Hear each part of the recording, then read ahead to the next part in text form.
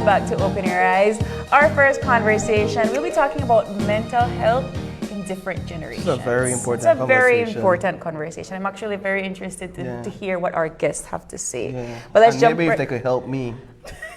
Nobody could help. Yeah, I know. But our first conversation, joining us, we have, of course, no stranger to Open Your Eyes, Ms. Dominique Norales, who is a youth advocate. Good morning, Dominique. Good morning. And beside her, we have Ms. Yvette Hernandez, who is a psychotherapist. Maybe somebody can help. Yeah, there you go. You know, good morning. Good morning, ladies. Good morning. Good morning. Before we get into the conversation about mental health in different generations, Ms. Hernandez, if you could just talk to us about the way we perceive mental health right now as Belizeans, as a culture. What do you think? Well, I think that we're getting there. Mm-hmm. We're getting better, but we still have a good ways to go when it comes to the stigma. Mm-hmm. Yes, I think we need to talk more about it, and I think we need to educate people more about it. What are some common mental health stigmas that you see come up day to day? Well, I think you've heard it, no? When they say that if you go to a psychotherapist or a counselor, a psychiatrist, that you're crazy. Yeah. Right? Yeah. That you have a mental disorder, which isn't necessarily true. Mm-hmm. There are many out there, but those two are the main ones. There's some people that feel that therapy doesn't necessarily help you get better. Mm-hmm. And that you're basically just you keep going, but there is no cure per se to your mental health. Right. I think that belief is very damaging because that causes people to stay quiet and to keep things to themselves, and they suffer in silence, which doesn't need to be like that. And so I think the more we get rid of that stigma or those ideas, then we can start talking. Yeah. The thing is that psychotherapy is not just a conversation. Many people feel it's just a conversation. If I'm going to talk to a therapist or a professional, then might as well I talk to somebody else and I don't have to pay. But it's not the same. And in large part, perhaps that notion comes from people that may have never sat through a therapy session before to understand its impact, to the point that they would say, all right, I recommend this. You just shun it and say, nah, that's not for me. And so because it's not for me, I'll spread this idea that it doesn't work. And it's not for others as well. I want to bring Dominique into the conversation. And I had to do a little research just now to kind of get the age gaps for generations or the different age range, because a part of the conversation we want to have this morning is about what we've been able to identify in terms of the different mental health struggles that different generations have had to face, and whether it's different or similar now, based on the information that Dr. Google has provided. You want Dr. Google in front of a psychotherapist? Well, listen, right? I can only go as far as my knowledge can go take me. Fine. Right? So enlighten us, please. We have 3 millennials on set. Based on this, we're talking about 1981 to 1996. I hope none of them born before 1981. I born 97. So she did 97? Yes. So yes, 97. I born. So you're 97. You said 96. Oh, you're that generation Z. She's I love that. Yeah. I love that. Me and you we're millennials. We're millennials. So we have millennials, Z and X. Oh my gosh, perfect. Yes. And if we want a younger one, you could bring in one of the cameraman and really have a conversation. But Dominique, let's talk a bit about what you've observed the struggles are with your generation, and perhaps even personally, where mental health is concerned. I think, we at a certain age, you struggle with finding your path, right? Who you are, where you want to be, where you want to exist, what you want to exist as. So there's a lot of identity politics, I think, for us, like looking at who we are, where we are. Of course, you know me, bringing the socioeconomics, like if you are from a certain socioeconomic background, that becomes more challenging, because not only does the the access and availability of mental health services becomes an issue, but just the awareness of, okay, who can I go to for help? And I have been very lucky and privileged. I've always been surrounded by people who can assist and who can direct me. Many young people don't have that, and they feel like, and well, now we're into this technology thing. I saw like an old person saying that, oh my goodness, but no, no, like people turn to social media and they want to self-diagnose themselves, and oh well, the therapist on TikTok said this, and so you got that, and so you narcissistic, and I think my challenges have been much of the same as every other young person. Like you're trying to find your path, and no matter how involved you are in community activism or involved you are in academia, your challenges remain the same because you are a young person trying to navigate this world that is changing so quickly. And so those are my challenges. Before, not to interrupt, but how equipped do you believe you are in identifying your mental weaknesses, your mental health challenges? Like if you go through something or if you're in a state of mind, can you easily snap and say, yeah, I have a mental health issue right now, I'm struggling with something mentally? Of course, it's I mean, in my professional life now, I have to be able to do that like quickly. So of course, like when my staff probably knows better than I do, but I immediately understand, okay, today is not a good day. Maybe it's a moment of remembrance of grief or something that is definitely off, and I try to arrange my day around how I'm feeling, which is not necessarily as expedient, but I can't go into meetings if I'm not there, because some of my colleagues are quite difficult. I mean, in your line of work, you have to deal with people and different personalities on a regular basis. So Miss Yvette, yes, perhaps you could lay some more foundation for us in terms of talking a bit more about mental health, what it is, so we could get a better understanding. Is it, when we're saying you're having challenges with your mental health, is it, you're not feel correct in your mind right now, maybe you're miserable? Is it an emotional thing? Is it psychological, maybe a biological effect? What are we talking about when you say mental health? I think it's not just mental, it's biological, it's emotional, it's everything. I think mental health is something very subjective. It depends on different cultures. Sometimes what we believe is mentally healthy, like other cultures would think it's not the same. However, I think I have identified that somebody is mentally healthy when they're able to adapt to change. Let's talk about that. What do you mean by that? Like once like we get hit by a curveball, life changes, things that we have no control over, but then we adapt to it. We adapt to it and we go with the flow. For example, the pandemic. Many people were very resistant to change. And that's what caused them a lot of suffering mentally, emotionally. Because we're unlike physical health, where you could actually see, you try to diagnose nobody and say you healthy and you unhealthy, right? But where you could actually see perhaps that somebody is fractured their leg, that leg is not healthy. Mental health, I don't think it's always obvious or evident, right? So we could be walking around like professionals, looking like everything together, but mentally we're just rotting. It's just a garbage dump. You know, and I wanted to kind of piggyback on what Dominique was saying and the way she carries out her day and how she knows that it's not a good day. That's somebody that has understood her mental health and has been able to navigate through it.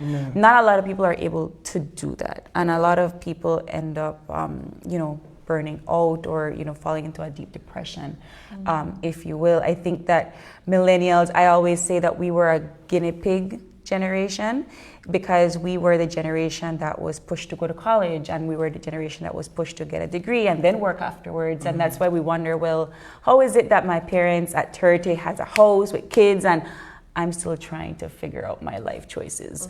And it's that imbalance of seeing one generation living a completely different life than you. and it's not that far. Like Gen Z and millennials are not that far in age. Millennials and Generation X are not that far in age.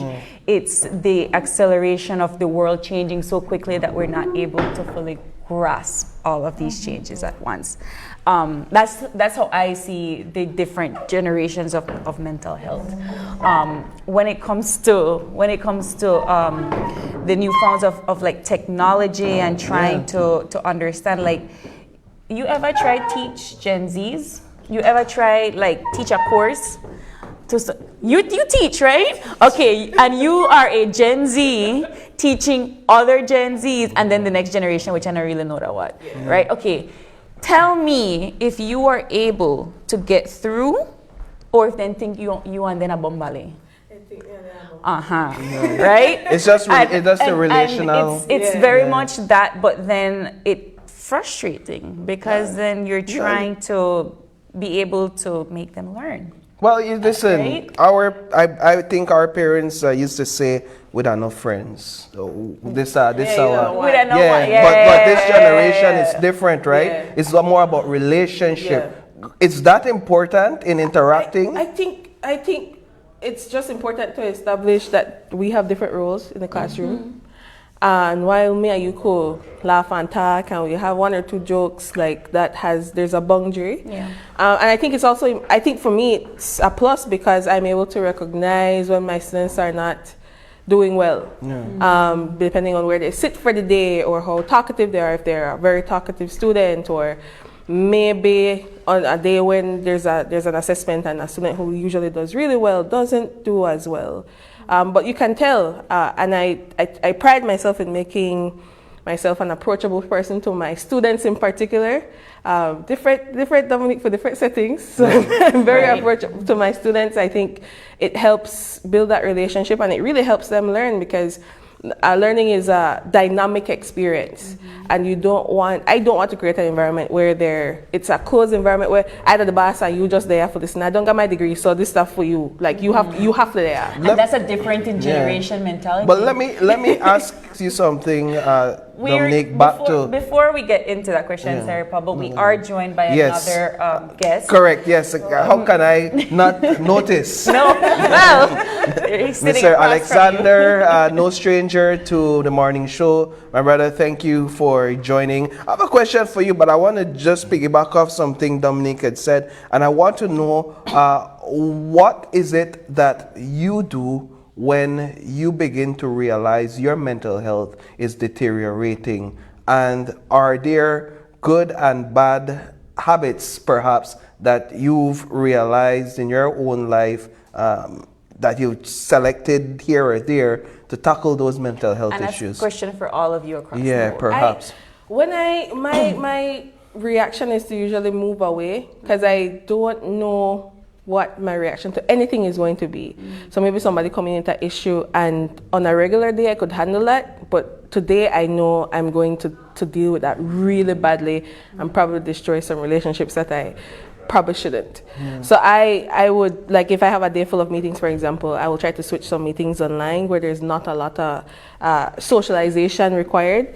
As you know, meetings are before the meeting and after the meeting, there's a lot of socialization. I switch them to online. If I can push them back, I do. And I try to focus on more solitary work as an administrator now. To deal with it, a good bottle of wine helps. We are saying the doctor recommend that right now. But thank you, Dominique. Before we get to you, Ms. Yvette, perhaps I could throw the same question to Alexander, and then we could ask Ms. Yvette what she recommends. Yes. Hi, morning, and thank you for having me. Of course. Yeah, so for me, I'm kind of like Dominique in the sense that when I feel like things are getting bad, my first instinct is to kind of withdraw a little bit. And I think that could be a good thing or it could be a bad thing, depending on what you do with that isolation. Because generally, I think the negative part of it is I kind of withdraw and I don't reach out to friends and that kind of thing because my thinking is I don't want to burden anybody else with what I'm dealing with. When I know that at the same time, any of my friends could reach out to me and I wouldn't see them as a burden, but when it's me going through it, I have that. Yeah. And I know that that's not a good thing.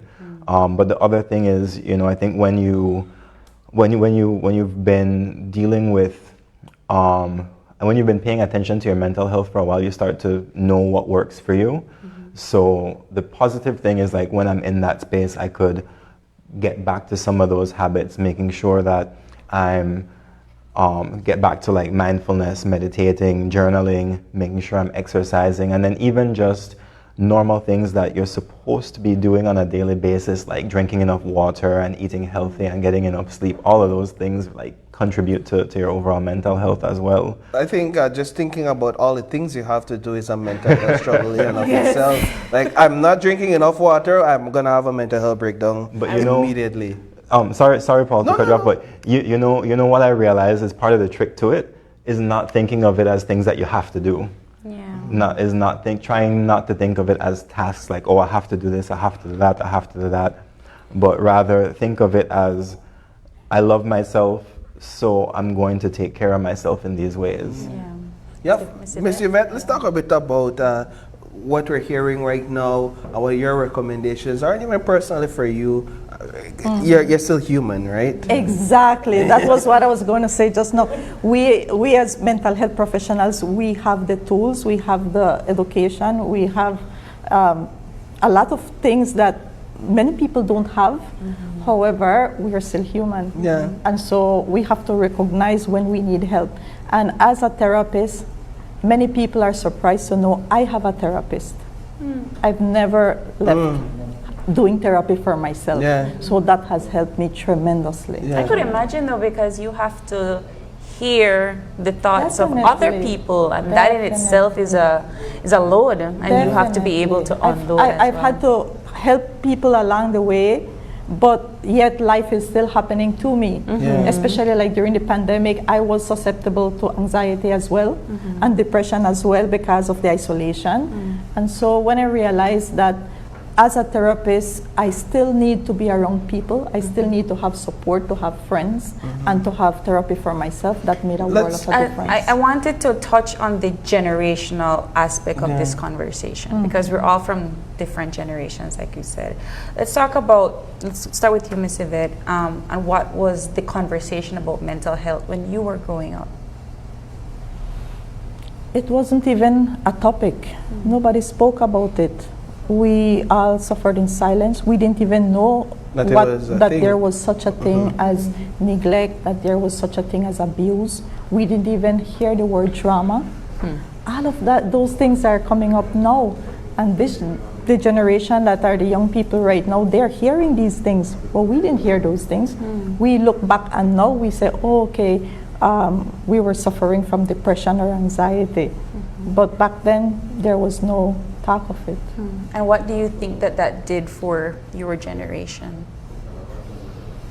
I think it caused many scars on us that still affect us today, my generation. And many people don't consider it that it was affecting them or that it was like abuse or trauma. They still, many of them still don't see it, right? And so I think that's where we can come in and educate them so that this does not continue generation to generation. I want to talk a bit about technology and get some perspectives on whether or not we've seen technology contribute to advancing our mental health or deteriorate our mental health. I mean, in today's day and age, it's hard to see somebody without a phone in their hand. Our lives surround, for the most part, a lot of what's happening on in our phones, whether it's WhatsApp for business, or communication, or just scrolling social media. But what would we say to the question, has it deteriorated our mental health or contributed significantly to improving our mental health? Dominique? I think we are a generation that has been exposed to more information than any other. I think we are aware of every atrocity that happens in the world. It's hard to go on social media and not see it. You see it in your communities when there's a fight on Facebook. You see it on the global news when there's like genocides that are happening actively with people who if it weren't for a specific geography or something, wouldn't have, it could have been you, right? And I think basic human empathy draws you toward feeling a kind of way about what's happening in the world. And we have to be able to kind of sieve through that and process that. And I don't think we've learned well how to do that, because we are always, our phones are a part of our daily life, right? Like your banking depend on it, your friends and family depend on it, everything is on this little device. And so I think it's important for us to learn how to sieve through and be able to put down the phone for a bit, because information overload can be a lot. Even me, I live on my laptop, but at a point in the day you have to be able to put that down. I think all technology, even watching TV is not a huge part of my life as much anymore, but you have to be able to put it down sometimes and just read a book or sit in silence. Like, I think that's very important. I realized that right where what you said when because my brother is 14 and he asks me things about wars that are happening on the other side of the world. I'm like, where you get this information from? And then he's like, but what's the point of like doing anything if everybody's just fighting with each other all the time? And I'm like, that's not a part of your reality. And then he's like, it's not, but it's a part of somebody else's. Right. And he thinks about that on a regular basis. And I don't know, as an older person, how to assist. Yes, older person. How to assist, because that is his generation and that is what they're seeing and that is what they're thinking. And that, to me, as much as it's good that he knows what's happening in the world around him, I didn't realize how much it dictates the way he thinks about the world and how he's going about it in his life. I don't know if I did that as a kid, and I don't know if you did that either, but it's definitely moving us in a different direction than what I had anticipated before. Alex? I definitely agree with Dominique. I think technology, a lot of people try and paint it as either something that's intrinsically good or intrinsically bad, whereas I think that technology is just a tool, and it's what you choose to do with it. And as Dominique said, we basically have near infinite access to information. And I think the other thing that plays into it as well is that all of these social media apps that we're on, they have these algorithms that show you more of what you spend time watching. So it's very easy to get caught in these loops where you get the same type of information. So if you watch one video that's talking about a genocide that's happening on the other side of the world or something like that, then you end up getting more and more and more of that, and then it's easy to kind of get, sucked down that rabbit hole. Similarly, I know that another big thing that comes with technology is the cyberbullying, which is not intrinsically the fault of technology. It's just, the way that people use the technology and the way that we interact with each other as human beings, I think is the larger thing that needs to be examined, because at the same time, the technology could be a big tool in self-discovery and even self-liberation, because you might be going through certain things, you might be in an abusive relationship, or you might be having symptoms of anxiety or depression and thinking that it's something normal, and then you see people in other places or people around talking about, if you're going through this, that's not normal, you need to say something, and then you start to question and you start to realize, okay, maybe I've been normalizing some things that need to be examined. Maybe I need to step away from this situation. Maybe I need to seek help. Maybe I need to talk to someone. So I think that with the technology comes the full scope of human existence, which can be a good, positive, beautiful thing, but it could also be a destructive thing as well. I have a couple more questions before we wrap up the conversation. But Ms. Yvette, one of the conversations April and I were having earlier before the start of the show had to do with burnout. Is that a mental health issue? And do we find that more common in this generation where it's just fast-paced and everybody's seeking to achieve and accomplish something? Yes. I think it becomes a mental health issue when you don't attend to it. What do we mean by burnout? Burnout, I believe it's when you're going above and beyond what the scope of what you can do. You just, it's like you empty yourself and you leave nothing for yourself. And I always say this, you can't pour from an empty cup. You can't give what you don't have. So you really have to take care of yourself. And this idea that sacrificing is good, it doesn't help you mentally. You know, sorry, Paul, but I see her eyes. I would like to get her thoughts. and that's what I wanted to talk about, because there was, I believe, a conference on how to deal with Gen Zs in the workplace.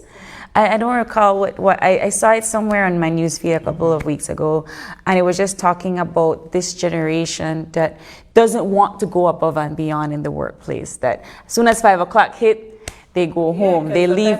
Exactly. Okay. See, no. And this is a great conversation, though, because the idea of burnout comes from this this mentality of you have to do more because it's your job, and you have to be able to work beyond 5 o'clock because it's, you know, it's important, and if you don't do it, nobody else can do it, and it's going to just, you know, this idea of work. It's not only that, but it's the pressure of society yes, as well. and to see that's that the generation that your friends, we come from. My friend don't got a nice car, don't got big house, and what I did do, I so need you to have to work more, harder. and this concept of working at home, even though it's after 5, this concept of working before work start, before 8 o'clock, and I see the new generations are like, all right, I'm gonna clock in at 8, start at 8, and then I'm gonna clock out at 5, and do not bother me after 5. Though I don't go ahead. Right? I think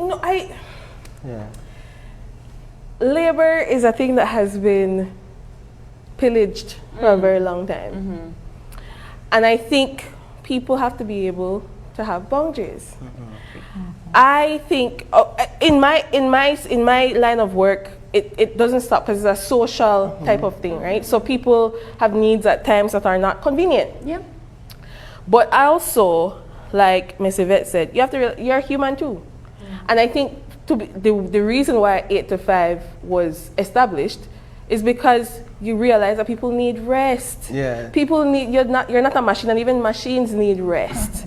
Right? Like, you need to rest. And I think this thing of, oh well, you're just unambitious because you don't know what, I mean, no rest. I get to the spot black because sleep. I don't know when to stop. Yeah, me too. But I think you can't villainize people for wanting to have a life outside of selling their labor. I think that's I like what you put it, selling your labor. I appreciate that, because it, like I said, we come from this generation of you have to, if you want to show ambition and you want to show that you're a good employee, you work above and beyond. And that is it right there. Tomorrow. It took an accident for me to like, oh, I am doing way too much. Yeah. And that was more than I needed, right? Yeah. And yet you have it has people that still want to continue this trend of, if you don't go above and beyond in your job, you don't appreciate the work that you're given, you don't appreciate this, you don't appreciate that.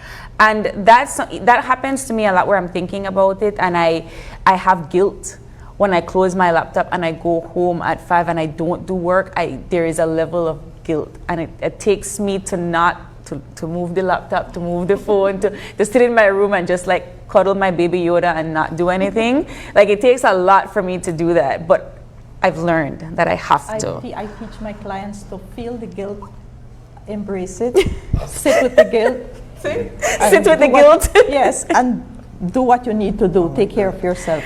You will feel the guilt, but you can still take care of yourself. I really like that. Feel the guilt. Have you had any experiences with burnout, and what did it do for you? Alex, we don't have the whole show. I think it's important to mention. So, Alex has been a huge part of my life, right? From like I'm a kid. So he used to be my steel pan instructor and has been trying to get me back. Do it. But I think that space is important for young people as well, because I never have like a counselor per se, but I go to steel pan every day and we practice, and that made a good thing for me. So creating these spaces for young people, I think, is also important, and I have to give Alex his flowers for making me. I will also give Alex his flowers for being one of the few men that advocate for mental health, because in this generation, as well as gender biases, for some reason men don't like to talk about their feelings. Nothing to do with mental health. Not to talk about their feelings. You got it again, Alex. Let's talk about. But it's conditioning from society that men don't talk about their feelings. Right. It's unfortunate. It is, and therefore, Alex, you have the floor. I don't even know which one to tackle first, but first of all, thank you. Yeah. And well, Dominique, you know that I'm just extremely proud of you and nothing but love. Just to touch real quickly on the disparity, gender disparity that you spoke about, it is social conditioning, you know, that from where young men and young boys were taught that we shouldn't have feelings, we shouldn't express our feelings because it's not manly. And we grow up with that conditioning, and it leads to so much that is wrong with society, if I could go as far as to say that, because we're seeing the suicide rate for men is about 4 times what it is for women. Yeah. And then we see men engaging in a lot of high-risk behaviors to deal with these unresolved emotions and unresolved traumas. We see alcoholism, we see drug addiction, we see like high-risk sexual behavior and all of these things. And then it also translates to how we interact with people around us. And we see all of these social issues like gender-based violence. And when I think that if we just get to the root of the problem, and if more men could be brave enough to speak about our feelings and to get therapy and that sort of thing, I think that we would see a huge decline in all of these social problems. Before you continue, I think Ms. Yvette wanted to add something there, where men and mental health are concerned. Definitely. I agree with everything Alex said, that it's from when the boys are growing up. They're not given this opportunity to talk and to express their feelings, even to cry. I think to cry. Many of you have heard like boy, no cry. Yes, exactly, right? And so I think anger is more accepted than sadness in men in society, and so they rather be angry and express anger than sadness, or they rather drink than talk about their feelings. And so this has caused many problems, and it's true why the suicide rate for men is much higher. You wanted to contribute on burnout now? Yes. Before I touch on burnout, I just want to add something to what April just said. Because about that rhetoric about no cry and all gal, because the other thing that also does to the psyche of boys and to men is that it causes boys and men to grow up thinking of girls and women and femininity as being inferior. Weak. Yeah. So anything that is associated with being a woman or with being a girl is looked at as being less than.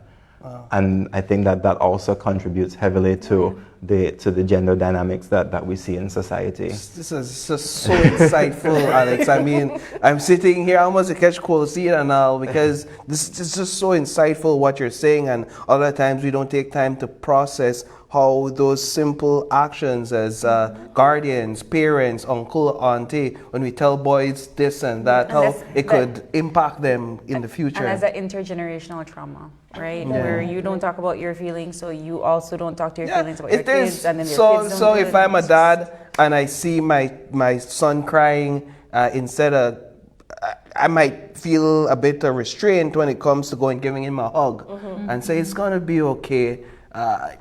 Because honestly, I never got that, right? So because you never got that, it's like, you to break that generation. I'll stay away from that. You have to break Have to practice. You have to. Everything takes practice. You have to practice it to feel comfortable, and so your son then know that is normal, right? Yeah. Like it's normal to care and to feel and to, like, I've seen situations where I go buy ice cream, and because a boy picks strawberry ice cream that's pink, so you can't pick that. Correct.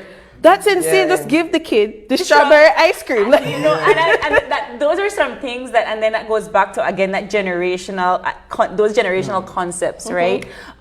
Boys can't play with girl toys, girls can't play with boy toys, and it's just continuing this cycle of trying to tell people who they are, when at the end of the day, if you have that strength of identity, understanding your identity, your mental health will thank you for it. Unfortunately, we do have to wrap up this conversation. This is such a good conversation, though. I want to ask each one of you just briefly to share how do you go about seeking help? What's the first step in your personal experience to go and seek help? Do you just say, man, I have a problem and ask for help? I think I think you have to have a good community around you. Like, I always believe in the community first. Of course, mental health professionals are very important, and I think maybe Ms. Yvette can speak about the amount of mental health professionals we have in this country, and whether that is contributing as well to the wider issue, because outside of access and availability, I think awareness is important. I saw the Ministry of Health doing, telling people where they can go for assistance as well, and it's not very many places. Yeah. I think on the government implementation side, making sure that mental health services is a part of NHI is probably a great idea, as well as a primary healthcare space. So like, people, you have to have a good community first, surround yourself with good people, and also know when to leave spaces that don't serve you. Yeah. I think that knowing when to leave, leaving is okay, leaving is all right, I think those things are important, and those would be my final contributions. Yes, Alexa, now we could get this event. I agree completely with what Dominique said, because accessibility is a big thing.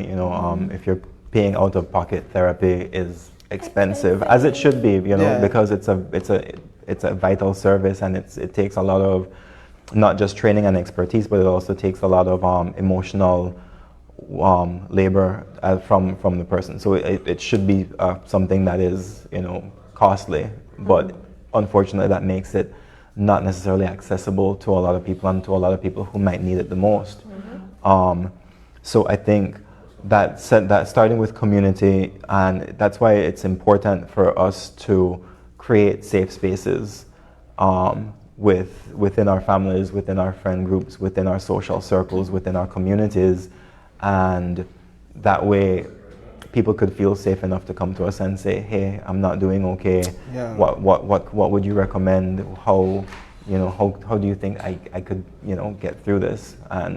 But from the individual itself, I think it first of all comes with self-awareness and just being honest with yourself. So as we wrap up, what I've heard, acknowledging that you have an issue to deal with, and being a safe space for the people around you as much as you want them to be a safe space for you. Finally, Ms. Yvette, you could take us on home with this, with your final thoughts. I think you have, before you seek help, you have to acknowledge that you need help, that you have an issue. Because if you think that you have no problem, then you won't look for help, right? So that's a self-awareness part that comes in, that, okay, I have a problem, let me look for help. I think that as mental health professionals, we are not doing enough to educate people. We keep saying that there are many stigmas, and that people are ignorant when it comes to mental health. But then what are we doing? How much are we doing to educate people? I think that we're not doing enough. I dream of the day that people would talk about going to a mental health professional the way they talk about going to the neurologist or the cardiologist. I really do. And I think that would help a lot. Wonderful. Ladies, gentlemen, thank you so much for joining us this morning. I wish we had more time, because this is a great conversation, and we hope that we get you guys back to talk about it. Maybe perhaps for International Men's Day. Yeah, great conversation to have. But we do got to take another break, and when we come back, it's all about understanding the new Belize trade license. And I need new trade license. Okay, good. Well, we'll have the folks in from the Belize City Council to talk to us more about that topic. We'll be right back.